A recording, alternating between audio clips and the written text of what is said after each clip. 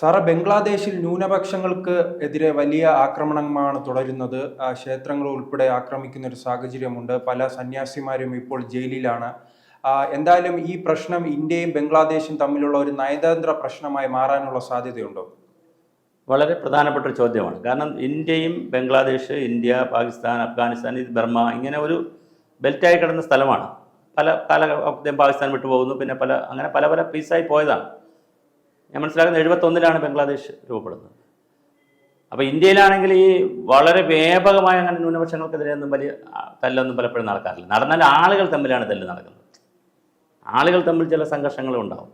പക്ഷെ ഇതിപ്പം പർപ്പസായിട്ട് ക്ഷേത്രങ്ങൾ തകർക്കുക, ഇസ്കോണിൻ്റെ പശുക്കളുണ്ട് അവർക്ക് ഇസ്കോൺകാർക്കും അല്ലെങ്കിൽ ആ വിഭാഗത്തിലെ വിശ്വാസികൾക്കൊക്കെ പശു എന്നൊക്കെ പറഞ്ഞ വളരെ ദൈവികമായി കാണുന്നതാണ്. കൃഷ്ണൻ്റെ കൂടെ ഉള്ള ഒരാളായിട്ടാണ് പശുവിനെ. അപ്പോൾ പശുവിനെ പർപ്പസായിട്ട് പശുവിനെ തല്ലുക, ഹിന്ദു സന്യാസി അറസ്റ്റ് ചെയ്യുക. അപ്പോൾ ഹിന്ദു സന്യാസി രാജ്യദ്രോഹ കുറ്റമാണ് പറഞ്ഞിരിക്കുന്നത്. അഥവാ അങ്ങനെ ആണെങ്കിൽ തന്നെ ഇപ്പോൾ അറസ്റ്റ് ചെയ്യുമ്പോൾ സ്വാഭാവികമായിട്ട് പിന്നെ വിടുന്നില്ല, ജാമ്യത്തിൽ വിടുന്നില്ല, അപ്പോൾ ജയിലിൽ അടച്ചിരിക്കുന്നു. വേറൊരു ദിവസം അഗർത്തല ഇതിൻ്റെ ബോർഡർ ഉണ്ടല്ലോ, നമ്മുടെ ഈ ത്രിപുര ബോർഡറിൽ അസിസ്റ്റന്റ് കമ്മീഷൻ, അവിടുത്തെ ഹൈ കമ്മീഷൻ ഓഫീസുണ്ട്, ബംഗ്ലാദേശ് അസിസ്റ്റന്റ് കമ്മീഷൻ ഓഫീസുണ്ട് നമ്മുടെ ബോർഡറിൽ.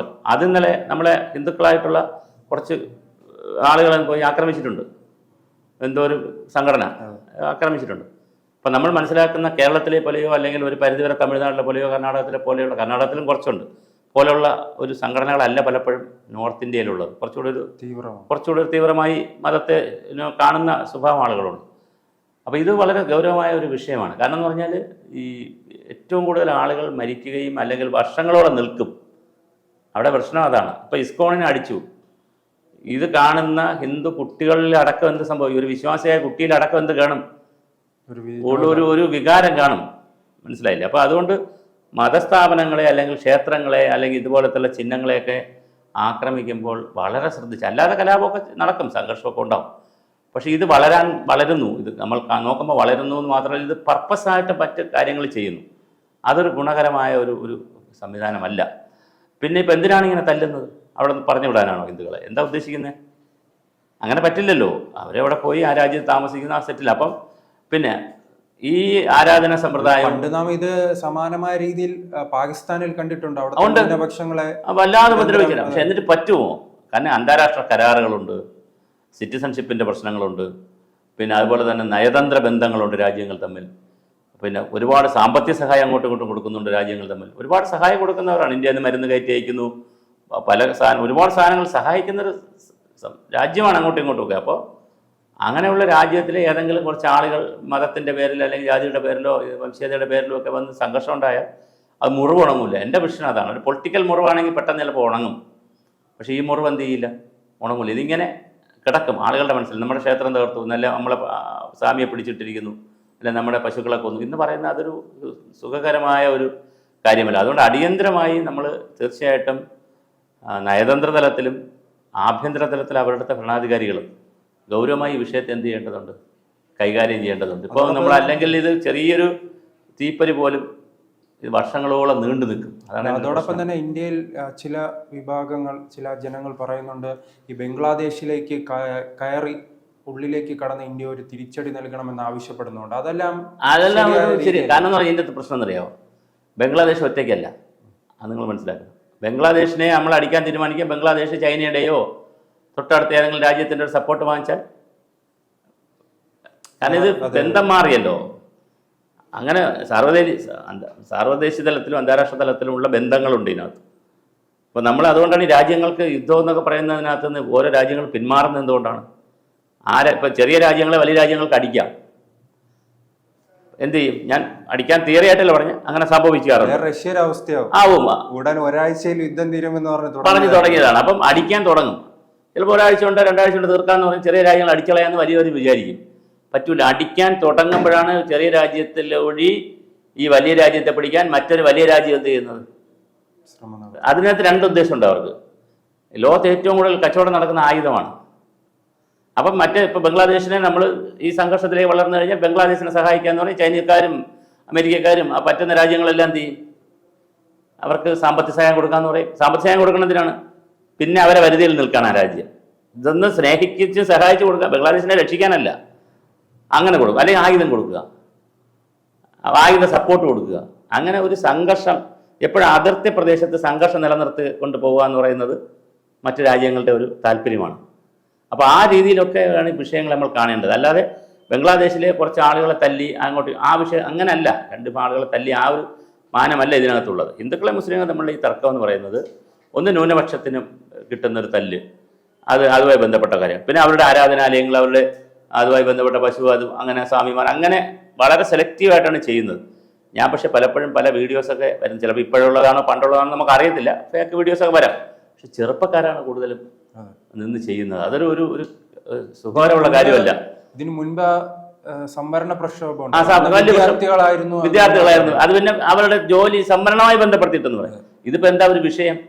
ഇത് വിഷയമില്ലാത്തൊരു വിഷയം വെച്ചിട്ടല്ലേ ബംഗ്ലാദേശിൽ ഈ തല്ലെല്ലാം നടക്കുന്നത്. അപ്പോൾ അത് ഒരു പിന്നെ മതസംഘർഷത്തിലേക്ക് അല്ലെങ്കിൽ ഒരു മെജോറിറ്റി സംഘർഷത്തിലേക്ക് പോകുന്നത് ഒരിക്കലും നല്ലതല്ല. ഇപ്പം ഞാൻ അഗർത്തലയുടെ കാര്യം പറഞ്ഞു, ബോർഡർ പ്രദേശങ്ങളുണ്ട്. പിന്നെ ഇപ്പം മണിപ്പൂരും നമ്മൾ നോക്കിയോളൂ. മണിപ്പൂർ കലാപം എന്തുകൊണ്ടാണ് നമുക്ക് തീർക്കാൻ പറ്റാത്തത്? അത് പൊളിറ്റിക്കലൊന്നുമല്ല, കുറേ കൂടെ അത് വംശീയ തലത്തിലേക്കുള്ള നൂറ്റാണ്ടുകളായി വർഷങ്ങളായി നീണ്ടു നിൽക്കുന്ന കാര്യം. അപ്പോൾ ഈ വംശീയ തർക്കം നടന്നാൽ, അല്ലെങ്കിൽ ഈ മതപരമായ തർക്കം നടന്നാൽ അത് പെട്ടെന്ന് അണയില്ല. അതോടൊപ്പം തന്നെ മറ്റൊരു കാര്യം, ഇന്ത്യയുടെ അയൽ രാജ്യങ്ങൾ എന്നും ഇന്ത്യക്ക് ഇപ്പോൾ തലവേദനയായി മാറുന്നുണ്ട്. ഇപ്പോൾ മണിപ്പൂർ പറഞ്ഞപ്പോൾ അതിലൊരു പങ്ക് മ്യാൻമാറുമായി നാം എപ്പോഴും ചർച്ച ചെയ്യുന്നതാണ്. ഇപ്പോൾ ബംഗ്ലാദേശായി, ശ്രീലങ്കയായി, പാകിസ്ഥാനായി, അങ്ങനെയാണല്ലോ. കാരണം എന്ന് പറഞ്ഞാൽ ഇന്ത്യയുടെ ഒരു പ്രശ്നം എന്താണ്? ഇപ്പോൾ ലോകരാജ്യങ്ങളുടെ പ്രശ്നം എന്താണ്? ഇന്ത്യ അതിവേഗം എന്ത് ചെയ്യാണ്? ഇന്ത്യ വളരുകയാണ്. അപ്പോൾ ഇന്ത്യ വളരുന്നതിനനുസരിച്ച് സ്വാഭാവികമായിട്ട് എന്ത് ചെയ്യും? ഇന്ത്യയെ തകർക്കാൻ ശക്തികൾ വരുമല്ലോ. അതാണല്ലോ, സാമ്പത്തിക ശക്തിയാണല്ലോ. ഐക്യരാഷ്ട്രസഭയിൽ നമ്മൾ എന്ത് ചോദിക്കുന്നു? അംഗത്വം ചോദിക്കുന്നു. ഒരുപാട് രാജ്യങ്ങൾ നമ്മളെ സപ്പോർട്ട് ചെയ്യുന്നു. അത് കിട്ടിയാലോ മോശമല്ലേ? ഇവർക്കെല്ലാം മോശമായിട്ട് വരില്ലേ? അവർക്കൊരു ബുദ്ധിമുട്ടുകൾ വരത്തില്ലേ? സാമ്പത്തിക ശക്തിയായിട്ട് ഇന്ത്യ വളരുന്നു. പിന്നെ നമ്മുടെ സാറ്റലൈറ്റ് മേഖലയിൽ, റോക്കറ്റ് മേഖലയിൽ, പിന്നെ എന്താ പറയുക, നമ്മൾ വളരെ മുന്നോട്ട് പോകുന്നു. അപ്പം നമ്മൾ സ്പേസിൻ്റെ രംഗത്ത്, അപ്പോൾ നമ്മൾ ഒരുപാട് കോവിഡിന് മരുന്ന് കണ്ടുപിടിച്ചു. നമ്മൾ ഉദാഹരണം ഞാൻ പറയാം, നമ്മൾ ഹൈഡ്രജൻ ട്രെയിൻ ഇപ്പോൾ ഉണ്ടാക്കാൻ പോവുകയാണ്. പണ്ടാണ് എന്താ ചെയ്യുന്നത്? നമ്മൾ ഉണ്ടാക്കുകയില്ല, എവിടെന്നെങ്കിലും ഉണ്ടാക്കണേ വാങ്ങിച്ചോണമെന്നാണ് തിയറി. ഇപ്പം അതൊന്നുമല്ല. ഇന്ത്യ ഒരുപാട് കാര്യങ്ങൾ മുമ്പോട്ട് പോവുകയാണ്. അപ്പോൾ ആ മുമ്പോട്ട് പോകുന്നത് ഇപ്പോൾ ചിലപ്പോൾ ഈ ഗവൺമെൻറ് മാത്രം കൊണ്ടുവന്നായിരിക്കത്തില്ല, നല്ലൊരു ബേസ് ഇട്ട് വന്നൊക്കെ ആയിരിക്കും. അതുകൊണ്ട് ഞാൻ പൊളിറ്റിക്സ് അല്ല പറയുന്നത്. ഇത് കേട്ടിട്ട് BJP ഗവൺമെൻറ് കൊണ്ടുവന്നു, കോൺഗ്രസ്, അങ്ങനെ അല്ല പറയുന്നത്. ഒരു ബേസ്, സ്വതന്ത്ര ഇന്ത്യയിൽ ഒരു ബേസ് വന്നു. ISROയുടെയൊക്കെ ബേസ് നേരത്തെ വന്ന ബേസാണല്ലോ, അല്ലാതെ ഇപ്പോൾ 4-5 വർഷം 10 വർഷം കൊണ്ട് വരുന്ന ബേസ് അല്ലല്ലോ. അപ്പോൾ ഇങ്ങനെ വലിയ ബേസ് ഉണ്ടാക്കി നമ്മൾ ലോകത്തിനോട് നല്ല മത്സരിക്കാവുന്ന രാജ്യമായി മാറി നിൽക്കുകയാണ്. അപ്പോൾ അങ്ങനെ മത്സരിക്കാവുന്ന രാജ്യമായി മാറി നിൽക്കുമ്പോൾ സ്വാഭാവികമായിട്ടും നമ്മുടെ അതിർത്തി രാജ്യങ്ങളിൽ, അത് മ്യാൻമാർ ആയാലും ബംഗ്ലാദേശ് ആയാലും ശ്രീലങ്ക ആയാലും അഫ്ഗാനിസ്ഥാൻ ആയാലും പാകിസ്ഥാൻ, അവിടെ ചെറുതായി ഉണ്ടായി വരുന്ന സംഘർഷങ്ങളെയും വലുതാക്കാൻ, അതെല്ലാ കാലവും നിലനിർത്താനുള്ള സംഘടിത ശ്രമം എവിടെ നടക്കും? അന്താരാഷ്ട്ര തലത്തിൽ നടക്കും. ഞാൻ ഈ പറഞ്ഞ പോലെ അത് നമ്മളോടുള്ള നമ്മളും സംഘർഷത്തിലേക്ക് പോയാൽ എന്താ സംഭവിക്കുക? നമ്മുടെ ആഭ്യന്തരമായി ചെയ്യേണ്ട മറ്റ് വികസിത പ്രവർത്തനങ്ങൾക്ക് മാറിയിട്ട് നമ്മൾ സംഘർഷത്തിലേക്കല്ലേ പോകുള്ളൂ.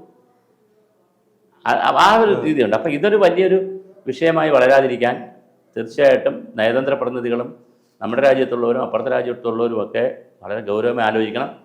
ഈ സംഘർഷത്തെ ഒരു സെലക്റ്റീവായ ഇന്ത്യ വിചാരിച്ചാൽ ഇതൊന്ന് അവസാനിപ്പിക്കാൻ കഴിയണം.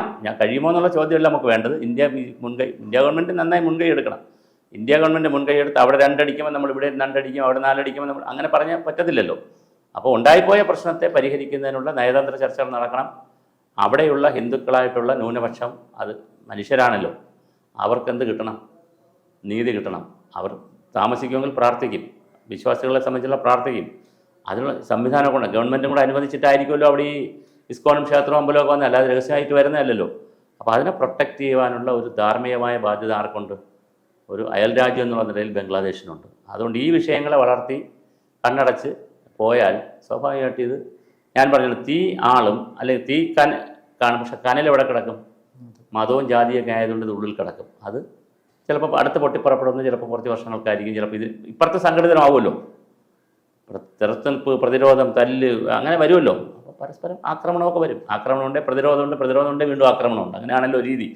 അപ്പോൾ അതുകൊണ്ട് അത് മാറേണ്ട, നല്ല ഗൗരവമായി ചർച്ച ചെയ്തത് അന്താരാഷ്ട്ര തലത്തിലും അല്ലെങ്കിൽ നമ്മുടെ ദേശീയ 2 പാർട്ടി ഈ സ്റ്റേറ്റിൻ്റെ നയതന്ത്രത ഇപ്പോൾ അന്താരാഷ്ട്ര തലത്തിലേക്ക് പോകേണ്ട ഒരു സമയമായിട്ടില്ല. കാരണം ഇങ്ങനെ ചെറിയ സംഘർഷമാണ്. അതുകൊണ്ട് നയതന്ത്ര തലത്തിൽ ഇപ്പോൾ എന്ത് നടക്കണം? ചർച്ചകൾ നടന്ന് ഇത് പരിഹരിക്കണം. കൂടുതൽ വാർത്തകളും വിശേഷങ്ങളും നിങ്ങളിലേക്ക് എത്താൻ ABC മലയാളം സബ്സ്ക്രൈബ് ചെയ്യുക, ബെൽബട്ടനും അമർത്തുക.